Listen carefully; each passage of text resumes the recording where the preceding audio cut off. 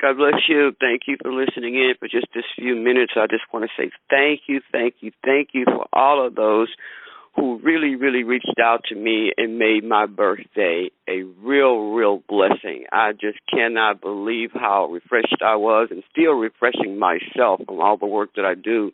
Just want to say thank you so much to all those who did posts, LinkedIn, everywhere, who did posts.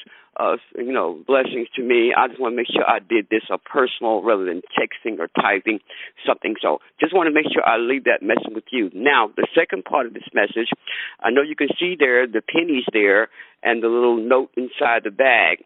That was given to those that were invited to the time at the hotel with me.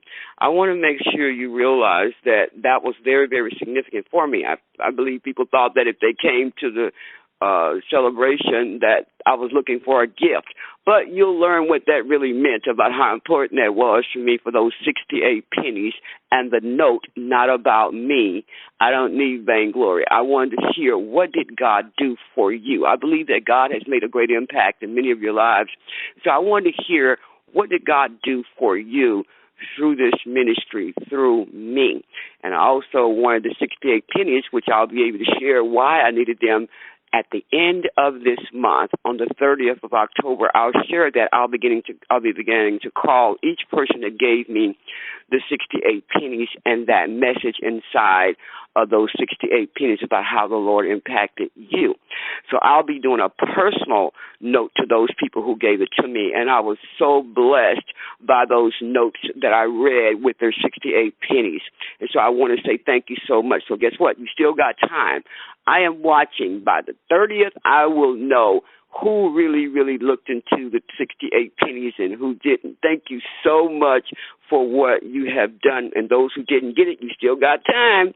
You got into the 30th, and so I'll be paying attention to that. 68 pennies and the note that's coming from your heart to Abba about the impact through me with this ministry to you. Now here, this is the other thing I wanted to say about our Ready-Remnant meeting that's coming up on the 8th. We will not, if you, always attending or every now and then, visiting us, it's time for us as always the second and the third Saturday of the month at 7 o'clock a.m. And I'm going to go ahead and shoot the phone number so you can know that too. It's 281-671-4577,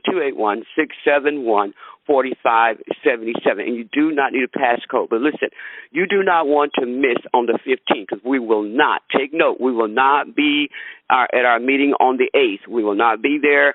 I hate to tell you this now, but I want to make sure I shoot that into this conversation now. We will not be there because God has given me such a rhema word that is a now word for the now time that we're thrusting into 23. And I definitely want to make sure you get this word so you can prepare and seek God about this word.